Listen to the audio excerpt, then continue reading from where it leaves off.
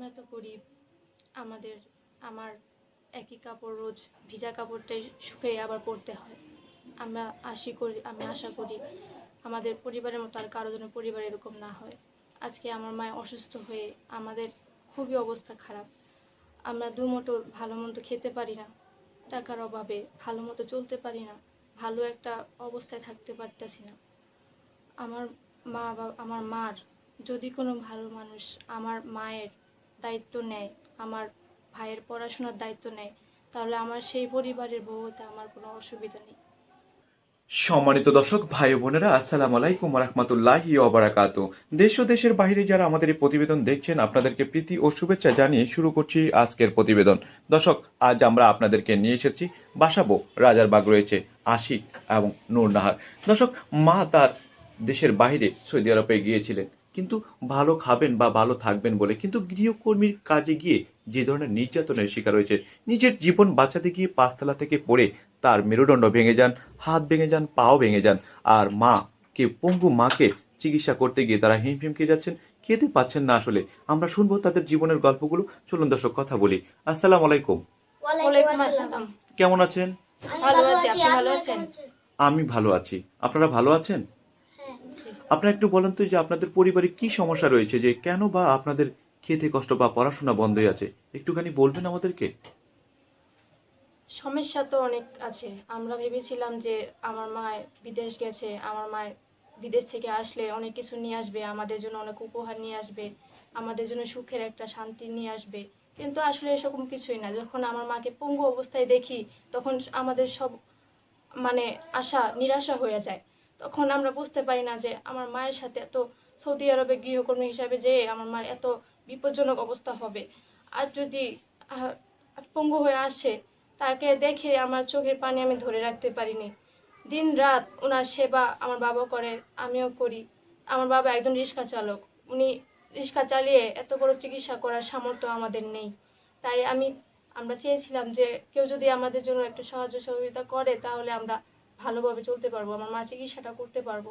আপনি এখন আমাদেরকে একটু বলেন তো, যখন আপনার মা যে গৃহকর্মী ওখানে নির্যাতনের শিকার হচ্ছে, আপনারা কিভাবে জানতে পেলেন? আমরা জানতে পারি নাই, আমার বাবা আমাদেরকে বলে নাই, বলছে যে তোর মা অনেক ভালো আছে, মা কিছুদিন পরে আসতেছে। আর আমাদেরকে বলে নাই যখন আমার মা যখন চিকিৎসক অবস্থায় ছিল, তখনও আমাদেরকে জানায়নি। আমার বাবা বলে নাই, আমার বাবা জানতো যে ওইখানে এসে ঘটনা ঘটছিল। যখন তিনি ফিরে আসবে বাংলাদেশে, তখন আমাদেরকে বলছে, জানাইছে যে তোর মায়ের এই অবস্থা হয়েছে, তোর মাকে আমরা এয়ারপোর্ট থেকে আনতে যাচ্ছি। আপনি আমাকে একটু বলেন যে আসলে কি কারণে আপনার মা নির্যাতনের শিকার হয়েছে। আপনার মা কি সেখানে কোনো অপরাধ করেছিল? জি না, আমার মায়ের সেখানে চেয়েছিল, আমার মারে এক ঘরে বন্দি করে রেখেছিল। বন্দি করে ওনারা অনেক নির্যাতন করে, মানসিক চাপ দেয়। এসব সহ্য করতে না পেরে উনি চেয়েছিল যে উনি দরজা একটা ভাঙা ছিল, উনি ভাবছিল যে এখান থেকে যদি সে পালিয়ে যায় অন্যখানে, তাহলে তার জীবনটা ভালো হবে, সে ভালো একটা চাকরি বাকরি করে 2 বছর পর ফিরে আসতে পারবে। তাই সেজন্য সে উন্নতি পেশায় নামতে চাইয়া তারপরে যে তার আজকে এই মেরুদণ্ড ভেঙে যে তার এই অবস্থা হয়েছে। আপনি একটু কথা বলেন তো, যখন আপনার মা বাংলাদেশে ছিল, কি করতো আপনার মা? তখন আমার মা একজন গার্মেন্টস শ্রমিক ছিল, তিনি গার্মেন্টসে চাকরি করতো, সিনিয়র অপারেটর। সিনিয়র অপারেটর ছিল। জি। তো আপনি তখন কি করতেন? তখন আমি পড়াশোনা করতাম। এখন কি পড়াশোনা করতে পারছেন?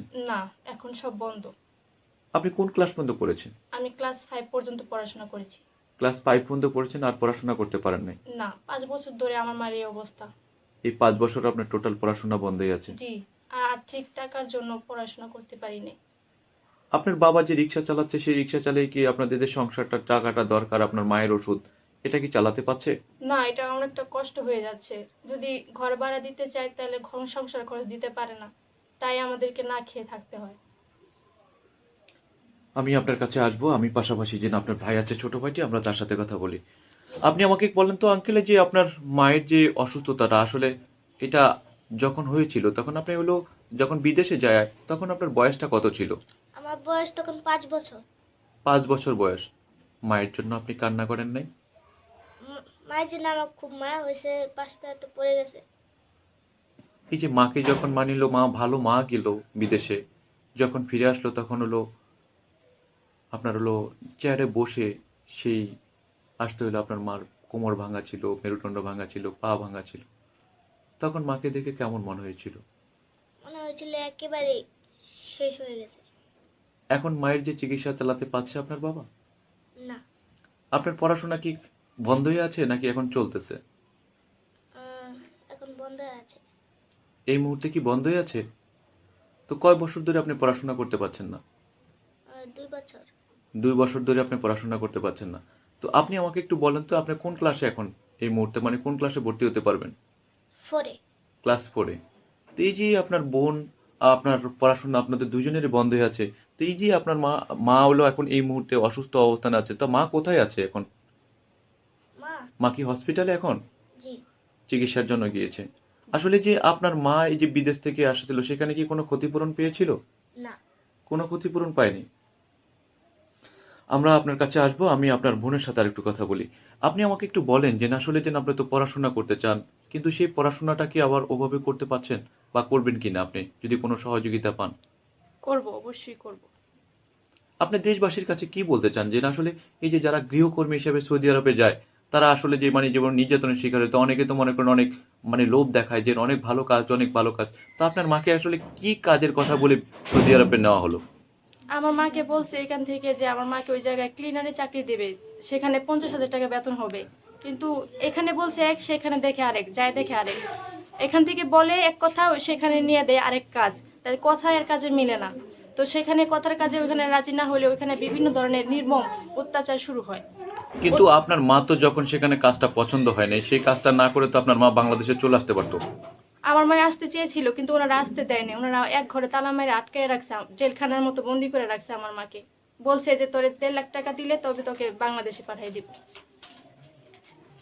তো আপনারা সেই খবরটা কি পেয়েছিলেন দেশে থেকে যে মাকে এভাবে আটকায় রেখেছিল? জি, খবরটা পেয়েছিলাম। এবং কি আমার মা অন্যের মোবাইল দিয়ে যখন কিছুদিন ফোন দিছিল, একদিন ফোন দিছিল, দিয়ে বলছে আমাকে এখান থেকে নিয়ে যাও, আমাকে ওরা অনেক অত্যাচার করে, আমাকে খাবার দাবার দেয় না, আমার তোমাদের সাথে কথা বলতে দেয় না, আমাদেরকে আটকায় রাখছে, বন্দি করে রাখছে। আপনি আমাকে একটা কথা বলেন যে আপনি একটা কথা বলেছিলেন যে আপনার একটা কাপড় হলো পরলে সেই কাপড়টি হলো শুকাতে হয়, শুকানোর পর তারপর আবার কাপড় পরতে হয়। আসলে আপনাদের এমন কি অভাব রয়েছে যে হলো এক কাপড়ে হলো আপনাকে থাকতে হচ্ছে? অভাব রয়েছে টাকার, আর্থিক টাকার জন্য। আমি একটা ভালো পোশাক পরতে পারি না, আমার ভাইটাকে স্কুলে দিতে পারতেছি না, আবার টাকার অভাবে ভালো জিনিস কিনতে পারি না, ভালো খাবার খাইতে পারতেছি না। বিভিন্ন টাকাটাই হচ্ছে মূল।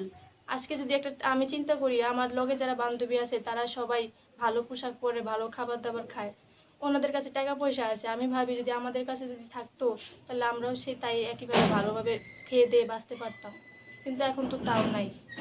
তাই সেজন্য এক পোশাক প্রতিদিনই পরতে হয়, ধুয়ে পরিষ্কার করে, অভাবের কারণে। একটা পোশাকে আপনার হলো যখন আবার শুকায় তখন আবার পরেন। জি। তো এই যে আপনার মায়া, আপনার বাবা হলো এখন তো আপনার মা কি আবার গার্মেন্টসের চাকরি করতে পারছে? না না, আমার মায়ের তো এখন অবস্থা অনেক খারাপ, রড লাগানো, কোনো কাজই করতে পারে না, ঘরের সব দায়িত্ব আমার, সবকিছু আমাকে বহন করতে হয়। আপনার মা কি আছে এই হসপিটাল থেকে কখন আসবে? উনি আসে না, আমরা যাই ওখানে দেখে আসি। হসপিটালে গিয়ে দেখে আসেন? জি। আপনি আমাকে একটু বলেন যে হসপিটাল থেকে যখন আমরা নিয়ে আসবেন, আমরা তখন আপনার মায়ের সাথে একটা প্রতিবেদন করব। সেই প্রতিবেদনের মাধ্যমে আমরা দেখানোর চেষ্টা করব যেন আপনার মায়ের কাছে যে আপনার মা আসলে কতটা কষ্ট বা কতটা নির্যাতনের শিকার হয়েছেন, আমরা তার মুখ থেকে শুনবো। আপনি আমাদেরকে একটা কথা বলেন যে এই মুহূর্তে আপনাদের সংসার যে এখন তাহলে চলে কি করে? চলে, আমার বাবা রিক্সা চালায়, রিক্সা চালায় কোনোদিন 500 আনে, কোনোদিন 400 আনে, এভাবে টুকটাক করে। কোনোদিন তেল আনলে কোনোদিন মাছ কিনতে পারি না, কোনোদিন ডাল আনলে কোনোদিন চাল কিনতে পারি না। আর কি এভাবেই আর কি সংসারটা চলতেছে। এই অভাবের সংসারে বাবা কি আপনাকে ভালো জানেন? যা সত্যি সেই সত্যি কথাটা একটু আমরা বলেন। কারণ হলো মানুষের অভাবের সংসারে অনেকের তখন কষ্টে অনেক কিছুই হয়। আমাদের কাছে সত্যি কথাটা যদি যদি একটু বলেন। আসলে হয় না, বাবা অনেক সময় রাগ করে, রাগ করে আমাকে মারধর করে, বলে তুই কি একটা ভালো চাকরি বাকরি করতে পারিস না। সেও আসলে আমাদের কষ্টটা বুঝতে চায় না, যে আমরা কি অবস্থায় আছি না আছি। বাবা যখন সংসার চালাতে পারে না তখন হলো আপনাকে চাকরি করতে বলে। জি। কিন্তু আপনি তো ক্লাস 5 পর্যন্ত পড়েছেন, আপনি বা ভালো চাকরি কি পাবেন আপনি? আর আপনার যে বয়স, এই বয়সে কি আপনাকে কোথাও চাকরি দিবে? তারপরে না দিলেও তারপরও আমার মন বলে যদি ভালো একটা চাকরি পাইতাম। আমার পড়াশোনা করার অনেক ইচ্ছা ছিল, আগ্রহ ছিল। আমি পড়াশোনা ছাড়তে চাইনি। আমি রোজ কান্না করতাম আগে যে আমি যে আরেকবার পড়াশোনা করতে পারি। কিন্তু আসলে অনেকে এখন বলে যে এখন তোর ভাগ্যে নাই, সেটা বলে লাভ নেই। আপনার ভাইকে দেখে আপনাকে দেখে মনে হয় না যে না আসলে আপনারা মানে অভাবে আছেন, আপনারা কষ্টে আছেন? আসলে আপনাদের চেহারা আসলে মাশাআল্লাহ দিলে এতটা সুন্দর আল্লাহ গড়িয়েছেন, তৈরি করেছেন, কিন্তু সেগুলো দেখে অনেকে মনে করবে যে আসলে এটা একটা নাটক। না, আমি সেটা বলতে চাই না। যা মনে করবে সেটা পুরোটাই ভুল। মানুষের চেহারা সুন্দর হইলে কিন্তু সে সব দিকটা আল্লাহ তাকে দেয়নি। আজকে যদি আমরা গরিব না হইতাম তাহলে আমাদের এই অবস্থা হইতো না, অভাব হইতো না। আজকে আমরা গরিব হইলে আজকে আমাদের এই অবস্থা। চেহারা দেখে কারো বিচার করা যায় না। আপনার যদি মা চিকিৎসার দায়িত্ব কেউ নেয়, বা আপনাদের পরিবার আপনার ছোট ভাইটির দায়িত্ব কেউ নেয়, তাহলে কি আপনার মনে করেন বিয়ে করা বা কারোর সাথে সংসার করা এই ধরনের চিন্তা ভাবনা আছে কিনা? যদি আপনাকে বিয়ে করে যদি আপনার মায়ের দায়িত্ব বা আপনার ভাইটির দায়িত্ব কেউ নেয়, তাহলে কি আপনি রাজি আছেন কিনা?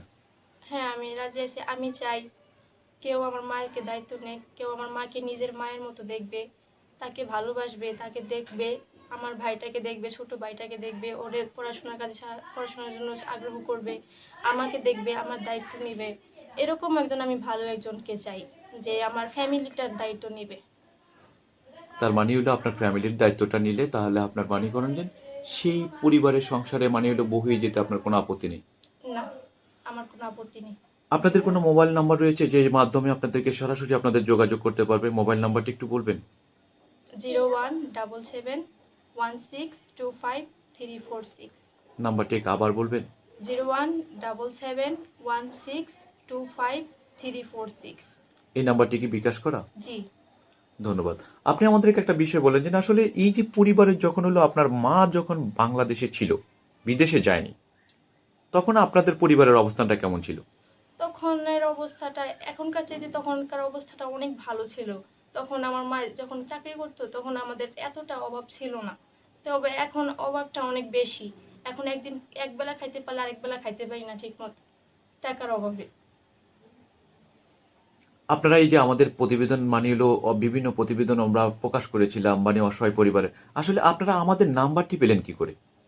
আপনাদের নাম্বারটা অনেক কষ্ট করে পেয়েছি। আমি অনেক প্রতিবেদন দেখেছি, দেখে দেখলাম। আমি তামান্নার কাছে নাম্বারটা চেয়েছিলাম, কিন্তু তামান্নার বাবা আমাদেরকে ভুল নাম্বার দিয়েছে। দেওয়ার পর আমরা অনেকটা হয়রানি হয়েছি। হওয়ার পরও আমি হাল ছাড়িনি। আমি অনেক চেষ্টা করছি, অনেক প্রতিবেদন দেখছি। আপনার প্রতিবেদনের আরেকটা কথা বলতে চাই, দয়া করে, যে আপনার প্রতিবেদনে আপনার কোনো নাম্বার নেই, সেজন্য আমাদের অনেকটা কষ্ট হয়েছে। আর সুমির বাবার কাছ থেকে আমরা নাম্বারটা সংগ্রহ করেছি। আসলে আমাদের যতগুলো প্রতিবেদন আছে প্রতিটা প্রতিবেদনের ভিতরে ডেসক্রিপশনে আমাদের নাম্বারটি দেওয়া আছে, আপনারা হয়তো বের করতে পারেন নাই, কারণ হলো প্রতিবেদনের ভিতরে শুধুমাত্র অসহায় পরিবারের মোবাইল নাম্বারটি তাদের মুখে বলা থাকে। আর ডেসক্রিপশনে প্রতিটা প্রতিবেদনে, যে কোনো প্রতিবেদনে আমাদের ডেসক্রিপশনে আমাদের চ্যানেলের নাম্বারটি দেখা থাকে। এখন সেখানে বলা থাকে, দর্শক আপনাদের সফলতা কিংবা ব্যর্থতার গল্প থাকলে আমাদের এই নম্বরে যোগাযোগ করুন। পাশাপাশি আমরা এখন লিখে দিই যে আপনাদের জীবনের গল্পটুকু জানাতে আমাদের এই নাম্বারটি ফোন করুন। দর্শক আজকে আমরা আমাদের এই প্রতিবেদনের মাধ্যমে আমরা নাম্বারটি দিয়ে দিতে চাই, কারণ এই আঙ্কেলটির মতন অন্তত অনেকেই এই নাম্বারটি হয়তো বা কেউ খুঁজে হয়তো যাতে না পায়, সেটা আমরা চাই না। আমরা যাতে সবাই আমাদের কাছে ফোন করতে পারে, সহযোগিতা পেতে পারে, সে বিষয়টাই। দর্শক আমাদের এই চ্যানেলের নাম্বারটি আমরা আপনাদেরকে বলে রাখছি, আপনাদের জীবনের গল্প জানাতে আমাদের এই নম্বরে যোগাযোগ করুন 017162313124। আমরা দর্শক আমাদের নাম্বারটি দিয়ে দিলাম, এটা হলো আমাদের চ্যানেলের নাম্বার। শুধুমাত্র আমাদের চ্যানেলের কোনো বিষয় জানা থাকার বা কোনো জীবনের গল্প জানাতে আমাদের নাম্বারে ফোন করবেন। আর এই অসহায় পরিবারের নাম্বারটি তাদের মুখে শুনেছেন, সেই নাম্বারটিতে তাদেরকে বিকাশ করে যদি সহযোগিতা করতে চান বা তাকে এই নুনহারের দায়িত্বটি যদি কেউ নিতে চান, তাহলে হয়তো আপনারা নিতে পারেন। দর্শক এই মুহূর্তে তাদের অবস্থানটি এমন অবস্থান, তার বাবা আজকে কাজেও যেতে পারেন না মনে হয়। গিয়েছেন কি? না, যেতে পারেন না। 2-3 দিন ধরে কাজ দিতে পারতেছে। কেন যেতে পারেন?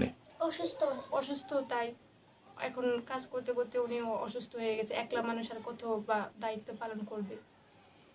ঘর ভাড়া দিতে পারি না ঠিক মতো। আজকে কি আপনাদের বাজার হয়েছে? না। আপনাদের কি আজকে কি হলো? তাহলে আপনারা খাবেন কি করে? খাবো মানে আগের কিছু ডাল ছিল তো, আর এখনো তো চাল মাল নেই, যদি কিছু থাকে চাল তাহলে ওটা দিয়ে রান্না করে আর কি খাবো। দর্শক এখন এই মুহূর্তে বাজে হলো 4টা 4:30 বাজে দুপুর, বিকাল হয়ে গেছে এক কথা। এখনো সকালের খাওয়া হয়নি। এখনো সকালের খাবার হয়নি। না। আমরা কি বলবো দর্শক এই মুহূর্তে আসলে, কারণ এমন একটি পরিবার।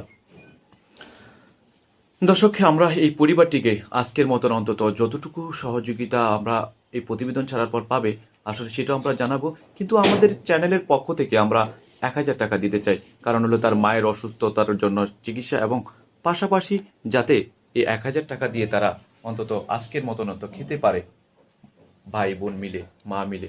আমরা সেই কারণে আমরা তাদেরকে 1000 টাকা দিতে চাই। আপনার হলো এই 1000 টাকা দিয়ে আমরা অন্তত আজকে তো খেতে পারবেন। আমরা দেখি চাই আমরা কালকেই আমাদের এই প্রতিবেদনটি পোস্ট করব। এই প্রতিবেদনের মাধ্যমে যে সহযোগিতাটি পাবেন সেই সহযোগিতা দিয়ে আপনারা মোটামুটি হলেও একটুখানি চলতে পারবেন। দর্শক আপনারা যদি চাইলে এই অসহায় পরিবারকে যদি সহযোগিতা করতে চান সরাসরি, তাহলে আমরা ঠিকানাটি ডেসক্রিপশনে দেওয়া থাকবে, সেই ডেসক্রিপশনের ঠিকানা দিয়ে আপনারা এই নূরনাহার এবং আশিক তার মায়ের কাছে আসে হলো আপনারা সহযোগিতা করবেন, এবং বিকাশ নাম্বারটিতে আপনারা সরাসরি ফোন করে তাদের কাছে আসতে পারবেন। দর্শক আমরা যে টাকাটি দিলাম হয়তোবা তারা একটা দিন হয়তোবা খেতে পারবেন, মা মেয়ে এবং বাবা সহকারে। আসলে এই মুহূর্তে তার মাকে নিয়ে তার বাবা হসপিটালে গিয়েছেন, কারণ মায়ের অসুস্থতার কারণে আপনারা এলো তার মানে ফ্যামিলির অবস্থানটি খুবই খারাপ। আমরা আমাদের দ্বিতীয় পর্বে দেখাবো যে তার মা এবং মেয়ে গল্পটি আমরা দেখাবো, পাশাপাশি তার মা সেখানে কি ধরনের নির্যাতনের শিকার হয়েছেন সেই বিষয়গুলো থাকবে আমাদের দ্বিতীয় পর্বে। দর্শক আপনারা ভালো থাকুন, সুস্থ থাকুন, আল্লাহ হাফেজ। আমরা আপনাদেরকে একটিখানি পরিশেষে একটি কথা বলতে চাই যে সবাই আপনারা 5 ওয়াক্ত নামাজ পড়বেন এবং দিন শেষে একটি ভালো কাজ করার চেষ্টা করবেন। ভালো কাজটি করলে আপনার মনটিও ভালো থাকবে। ধন্যবাদ দর্শক।